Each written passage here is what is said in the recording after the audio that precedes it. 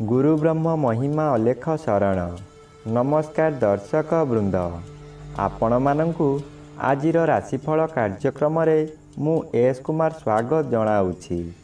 प्रतिदिन निजर राशिफल जानिबा पाई गुरुकृपा यूट्यूब चैनल को सब्सक्राइब करंतु और पाखरे थिबा बेल आइकन को प्रेस करी ऑल नोटिफिकेशन ऑन करी दियंतु, जहा फଳରେ आमे जेतेबेले वीडियो अपलोड करिवो प्रथमे आपण वीडियो देखि पारिबे।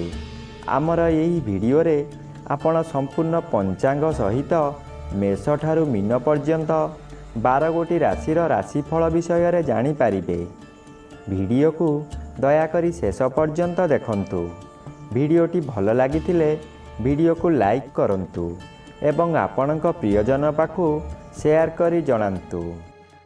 एबे आसंतु जानिबा आज दिनर संपूर्ण पंचांग विषय। आज 2026 मसीहा जानुआरी मास 7 तारिख बुधवार, दिल्ली स्वराब्द सन 1433 साल, स्वाधीन भारताब्द 79 वर्ष, महिमाद 198 वर्ष। उत्कल गजपति श्री श्री गजपति दिव्यसिंहदेव महाराजांकर 69 अंक। सौरस्व पौष मास 23 दिन, चांद्रमते माघ कृष्ण पक्ष चतुर्थी तिथि, दिवा 11 घंटा 2 मिनिट पर्यंत। आजिर सूर्योदय विरजा क्षेत्र को 6 घंटा 25 मिनिट, धनु लग्न 3 दंड 54 लिता गते उदय।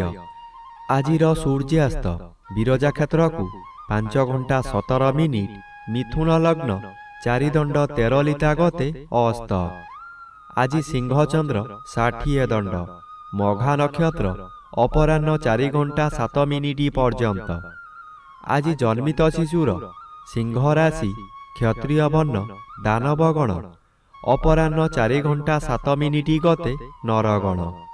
आज मृत व्यक्तिर पुष्कर दोष नाही। निषिद्ध खाद्य आज मूला भोजन निषेध अटे। दिवा 11 घंटा 2 मिनिट गते बेल भोजन निषेध अटे। आजिर अमृत जोग प्रातरु दिवा 7 घंटा 13 मिनिट मध्य, दिवा 8 घंटा गते 10 घंटा 48 मिनिट मध्य, दिवा 11 घंटा 3 मिनिट गते 1 घंटा 37 मिनिट मध्य, संध्या 6 घंटा 3 मिनिट गते रात्रि 7 घंटा 50 मिनिट मध्य एवं रात्रि 8 घंटा 26 मिनिट गते 2 घंटा 50 मिनिट मध्य। आजिर महेंद्र जोग नाही। आजिर काल बेला दिवा 10 घंटा 13 मिनिट गते 12 घंटा 7 मिनिट मध्य। आजिर 12 बेला दिवा 12 घंटा 25 मिनिट गते 2 घंटा 23 मिनिट मध्य। आजिर काल रात्रि रात्रि 1 घंटा 30 मिनिट गते शेष रात्रि 3 घंटा 22 मिनिट मध्य। आजिर राहु काल मध्याह्न 12 घंटा ठारू 1 घंटा 30 मिनिट मध्य। आज कर्कट राशि और मकर राशि घात चंद्र अपराह्न 4 घंटा 7 मिनिट मध्य, मेष राशि घात नक्षत्र दिवा 11 घंटा 2 मिनिट मध्य, वृष राशि और कुंभ राशि घात तिथि, कर्कट राशि घात 12। प्रिय बंधुगण, एबे आसंतु जानिबा मेष ठारू मीन पर्यंत 12 गोटी राशि राशिफल विषय रे। राशिचक्र प्रथम राशि मेष राशि। आज मेष राशि जन्मित व्यक्ति मानक सकाशे पंचम स्थान रे चंद्र गोचर करुछंती, अशुभ फल प्रदान करिवे। आज हठात स्वास्थ्य हानि हेब। कोनोसी गोटाए काम करिबार समय निर्धारित होई सारिथिबो, किंतु आपणक शरीर असुस्थ हेबा कारणरू आपण कथा देई कथा रखि पारिबे नाही। मनरे दुख जंत्रणा भोगिबे। मनरे दुश्चिंता बढ़ी जिबारु रोग माड़ी बसिब, बहु कष्ट भोगिबे। यही समय रे केउठारु बड़ दुख खबर पाई बोझ उपरे ललिता बीड़ा सदृश्य हेब। एबे आसंतु जानिबा राशिचक्रर द्वितीय राशि वृष राशि विषय रे। आज वृष राशि जन्मित व्यक्ति मानक सकाशे चतुर्थ स्थान रे चंद्र गोचर करुछंती। कृष्ण पक्ष हेतु आज बेसी विचलित लागिब नाही। धैर्यर सहित आगकू आगकू माड़ी जिबे।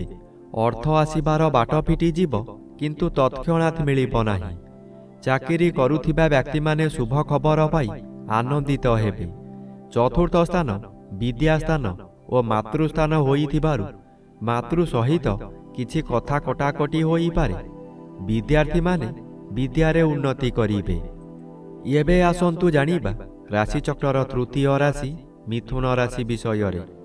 ଆଜି ମିଥୁନ ରାଶି ଜନ୍ମିତ ବ୍ୟକ୍ତିମାନଙ୍କ ସକାଶେ ତୃତୀୟ ସ୍ଥାନରେ ଚନ୍ଦ୍ରଗୋଚର କରୁଛନ୍ତି ଅତି ଶୁଭ ଫଳ ପ୍ରଦାନ କରିବେ। ଏହି ସମୟରେ ବହୁ ଚେଷ୍ଟା କରି ବାରମ୍ବାର ବିଫଳ ହେଉଥିବା କାର୍ଯ୍ୟ ହଠାତ୍ ଆପଣଙ୍କର ସପକ୍ଷରେ ଯିବ। ବହୁ ଅର୍ଥର ମାଲିକ ଆପଣ ହୋଇପାରନ୍ତି। ପୂର୍ବରୁ ଖରାପ ଥିବା ସ୍ୱାସ୍ଥ୍ୟ ଏହି ସମୟରେ ମନର ବଳ ବୃଦ୍ଧି ପାଇଥିବାରୁ ସ୍ୱାସ୍ଥ୍ୟ ଉତ୍ତମ ରହିବ। ବନ୍ଧୁବାନ୍ଧବ ଆପଣଙ୍କର ପ୍ରଶଂସା ଗାନ କରିବେ।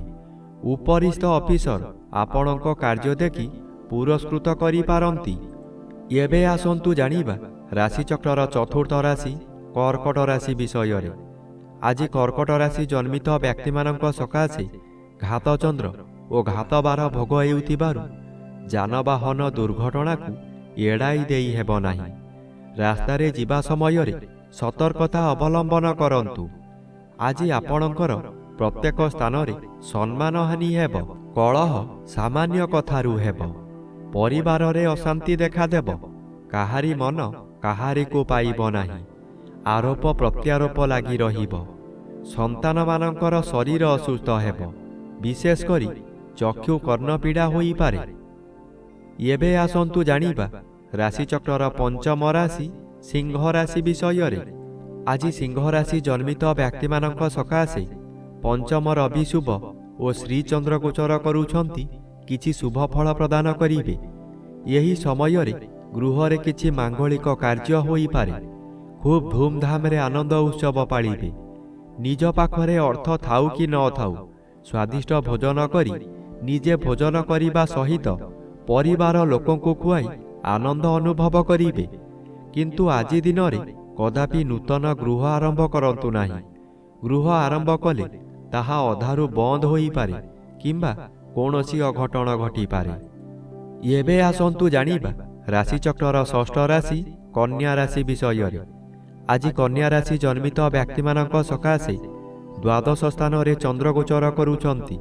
କୃଷ୍ଣପକ୍ଷ ହେତୁ କିଛି ଶୁଭ ଫଳ ମିଳିବ। କୌଣସି ଦୂର ସ୍ଥାନକୁ ଯାତ୍ରା କରିବାର ଥିଲେ ଯାତ୍ରା କରନ୍ତୁ।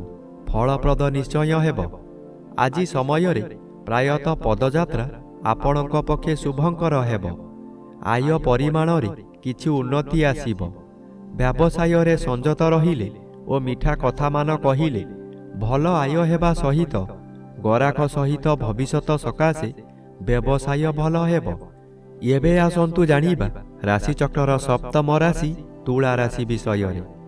ଆଜି ତୁଳା ରାଶି ଜନ୍ମିତ ବ୍ୟକ୍ତିମାନଙ୍କ ସକାଶେ ଏକାଦଶ ସ୍ଥାନରେ ଚନ୍ଦ୍ରଗୋଚର କରୁଛନ୍ତି ଶୁଭ ଫଳ ପ୍ରଦାନ କରିବେ। ଆପଣ ବହୁଦିନରୁ ଯେଉଁ କାର୍ଯ୍ୟ ସକାଶେ ଅପେକ୍ଷା କରିଥିଲେ ତାହା ଏହି ସମୟରେ ନିଶ୍ଚୟ ପୂରଣ ହେବ। କୌଣସି ଅଫିସରଙ୍କ ସାକ୍ଷାତ ପାଉନଥିଲେ ଏବେ ତାଙ୍କ ସହିତ ସାକ୍ଷାତ ହେବ। ତାଙ୍କ ସହଯୋଗରେ ଆପଣ ବହୁ ନୂତନ କାମ ପାଇ ଉପକୃତ ହେବେ। ଆଜି ଆପଣ ନୂତନ ଅଳଙ୍କାର ବ୍ୟବହାର କରିବେ। ପରିବାର ଆପଣଙ୍କୁ ସପୋର୍ଟ କରିବ। ଏବେ ଆସନ୍ତୁ ଜାଣିବା ରାଶିଚକ୍ରର ଅଷ୍ଟମ ରାଶି ବିଛା ରାଶି ବିଷୟରେ। ଆଜି ବିଛା ରାଶି ଜନ୍ମିତ ବ୍ୟକ୍ତିମାନଙ୍କ ସକାଶେ ଦଶମ ସ୍ଥାନରେ ଚନ୍ଦ୍ରଗୋଚର କରୁଛନ୍ତି ଶୁଭ ଫଳ ପ୍ରଦାନ କରିବେ। ଆଜି ଆପଣଙ୍କ କର୍ମକ୍ଷେତ୍ରରେ ଉଚ୍ଚତର ପାହ୍ୟାକୁ ଉନ୍ନୀତ ହେବେ। ଏହି ସମୟରେ ନୂତନ କର୍ମ ମଧ୍ୟ ମିଳିବ। ଯେକୌଣସି କାମ କରନ୍ତୁ ତହିଁରେ ସଫଳତା ନିଶ୍ଚୟ ମିଳିବ। ଉପରିସ୍ଥ ଅଫିସରଙ୍କ ଠାରୁ ପ୍ରଶଂସାମାନ ମିଳିବ। ପ୍ରତିଷ୍ଠା ଲାଭ କରିବେ। ଆଜି ଆପଣଙ୍କ କାର୍ଯ୍ୟ ଦେଖି ସାଥୀ କର୍ମଚାରୀମାନେ ଆପଣଙ୍କୁ ଅନୁକରଣ କରିବେ ଓ ସଫଳତାର ସୂତ୍ର ଶିକ୍ଷା କରିବେ। ଏବେ ଆସନ୍ତୁ ଜାଣିବା ରାଶିଚକ୍ରର ନବମ ରାଶି ଧନୁ ରାଶି ବିଷୟରେ। ଆଜି ଧନୁ ରାଶି ଜନ୍ମିତ ବ୍ୟକ୍ତିମାନଙ୍କ ସକାଶେ ଜନ୍ମ ରବି ଅଶୁଭ ଓ ନବମ ସ୍ଥାନରେ ଚନ୍ଦ୍ରଗୋଚର କରୁଛନ୍ତି ଅଶୁଭ ଫଳ ପ୍ରଦାନ କରିବେ। ପିତୃପୀଡ଼ା ଓ ଗୁରୁଜନ ପୀଡ଼ା ଦେଖାଦେବ। ଯେଉଁଆଡ଼େ ଯିବେ ଆପଣଙ୍କୁ ଲୋକମାନେ ପରିହାସ କରିବେ। ଯେଉଁ ଲୋକ ଆପଣଙ୍କୁ ସମ୍ମାନ ଦେଉଥିଲେ ସେହି ଲୋକମାନେ ପରିହାସ କରିବେ। ଆପଣଙ୍କର ଦୋଷ ଦୁର୍ବଳତା ସବୁ ପଦାରେ ପଡ଼ିଯିବ। ଘୋର ଅପମାନରେ ଜର୍ଜରିତ ହୋଇ ମଥା ବିଚଳିତ ହୋଇଯିବ। ଏବେ ଆସନ୍ତୁ ଜାଣିବା ରାଶିଚକ୍ରର ଦଶମ ରାଶି ମକର ରାଶି ବିଷୟରେ। ଆଜି ମକର ରାଶି ଜନ୍ମିତ ବ୍ୟକ୍ତିମାନଙ୍କ ସକାଶେ ଘାତଚନ୍ଦ୍ର ଭୋଗ ହେଉଛି। ଘାତଚନ୍ଦ୍ର ସର୍ବଦା ଅଶୁଭ କରାଇବ। ଘରେ ବାହାରେ ପ୍ରତ୍ୟେକ ସ୍ଥାନରେ ଆଜି ଆପଣ ଅପଦସ୍ଥ ହେବେ। ଆପଣଙ୍କର ବିଭିନ୍ନ ଦିଗରେ ଅର୍ଥହାନି ହେବାର ବାଟ ଦେଖାଯିବ। ଆପଣ କାହାରି ଭଲ ଉପଦେଶକୁ ଗ୍ରହଣ କରିବେ ନାହିଁ। ଶରୀର ଏହି ସମୟରେ ଅସୁସ୍ଥ ରହିବ। ମଥା ବିଚଳିତ ହେବା କାରଣରୁ ରାସ୍ତା ଦୁର୍ଘଟଣା ମଧ୍ୟ ହୋଇପାରେ। ଆଜି ଆପଣ ନିଜ ମନକୁ ଶାନ୍ତ ନ କଲେ ନିଜକୁ ନିଜେ ଦଣ୍ଡ ଦେଇ ହଇରାଣ ଓ ଲୋକହସା ହୋଇପାରନ୍ତି। ଏବେ ଆସନ୍ତୁ ଜାଣିବା ରାଶିଚକ୍ରର ଏକାଦଶ ରାଶି କୁମ୍ଭ ରାଶି ବିଷୟରେ। ଆଜି କୁମ୍ଭ ରାଶି ଜନ୍ମିତ ବ୍ୟକ୍ତିମାନଙ୍କ ସକାଶେ ଏକାଦଶ ରବି ଓ ସପ୍ତମ ଚନ୍ଦ୍ର ଉଭୟ ଅନ୍ୟ ଗ୍ରହ ଦ୍ୱାରା ବାଧାପ୍ରାପ୍ତ ଅଛନ୍ତି। ଶୁଭ ଫଳ ବଦଳରେ ଅଶୁଭ ଫଳ ମିଳିବ। ପାରିବାରିକ ଅଶାନ୍ତି ଭୋଗିବେ। ସୁଖ ହାନି ଘଟିବ। ଗୃହ ମଧ୍ୟରେ ସ୍ୱାମୀ ଓ ସ୍ତ୍ରୀଙ୍କ ମଧ୍ୟରେ ମାନ ମନାନ୍ତର ହୋଇଯିବ। ଅଯଥାରେ ପିଲାମାନଙ୍କ ଉପରେ ରାଗ ସୁଝାଇବେ। ଆପଣଙ୍କର ଆୟ କମିଯିବ। ଯାହା ଆଶା କରିଥିଲେ ତାହା ମିଳିବ ନାହିଁ। ମଥା ବିଚଳିତ ହୋଇପାରେ। ବିପରୀତ ଖବର ପାଇ ବ୍ୟଥିତ ହେବେ। ଏବେ ଆସନ୍ତୁ ଜାଣିବା ରାଶିଚକ୍ରର ଦ୍ୱାଦଶ ବା ଶେଷ ରାଶି ମୀନ ରାଶି ବିଷୟରେ। ଆଜି ମୀନ ରାଶି ଜନ୍ମିତ ବ୍ୟକ୍ତିମାନଙ୍କ ସକାଶେ ଷଷ୍ଠ ସ୍ଥାନରେ ଚନ୍ଦ୍ର ଗୋଚର କରୁଛନ୍ତି। ଶୁଭ ଫଳ ପ୍ରଦାନ କରିବେ। ଆପଣଙ୍କ ପରିବାର ମଧ୍ୟରେ ହସ ଖୁସିର ଉତ୍ତମ ବାତାବରଣ ଖେଳିଯିବ। ବିଗତ ଦିନମାନଙ୍କରେ ଆପଣ ପ୍ରତ୍ୟେକ କାର୍ଯ୍ୟରେ ଫେଲ୍ ମାରିଥିଲେ। ଏବେ ଯେଉଁ କାର୍ଯ୍ୟ କରିବାକୁ ଆଗ୍ରହ ପ୍ରକାଶ କରିବେ ତହିଁରେ ସଫଳତା ନିଶ୍ଚୟ ମିଳିବ। ଷଷ୍ଠ ଚନ୍ଦ୍ର ଆର୍ଥିକ ଦୃଷ୍ଟିରେ ଉନ୍ନତି ଆଣେ। ଆପଣ ଯେଉଁ ବ୍ୟବସାୟ କରୁଛନ୍ତି ତହିଁରେ ଆଶାଠାରୁ ଅଧିକ ଆୟ କରିବେ।